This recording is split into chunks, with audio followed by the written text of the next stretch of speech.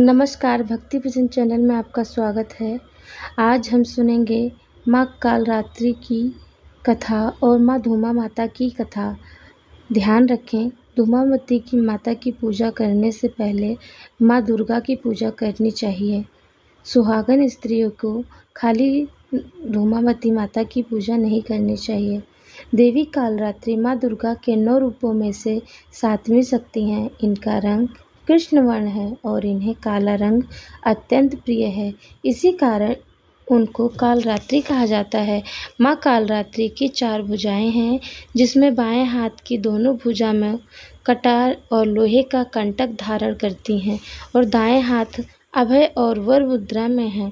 माँ कालरात्रि ने रक्तबीज नामक राक्षस का संहार किया था।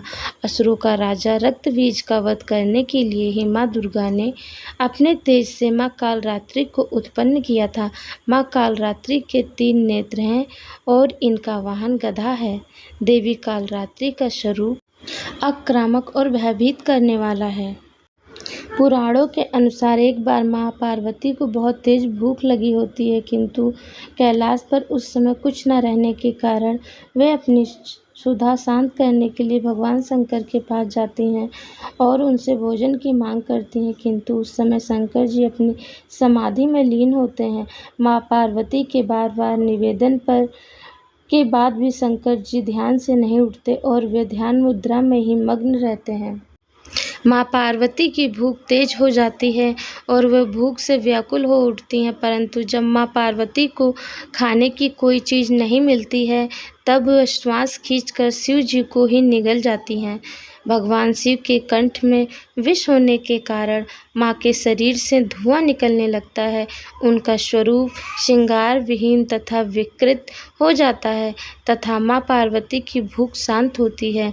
तत्पश्चात भगवान शिव माया के द्वारा माँ पार्वती के शरीर से बाहर आ जाते हैं और पार्वती के धूम से व्यक्त स्वरूप को देखकर कहते हैं कि अब से आप इसी वेश में पूजी जाएंगी। इसी कारण माँ पार्वती का नाम देवी धूमावती पड़ा। एक कथा के अनुसार जब सती ने पिता के यज्ञ में अपनी स्वेच्छा से स्वयं को जलाकर भस्म कर दिया, तो उनके जलते हुए शरीर से जो धुआं निकला, उससे धूमावती का जन्म हुआ। इसीलिए वे हमेशा उदास रहती थीं। माँ धूमावती धुएं के रूप में सती का भौतिक स्वरूप है। बोलो धूमावती माता की जय, माँ कालरात्रि की जय।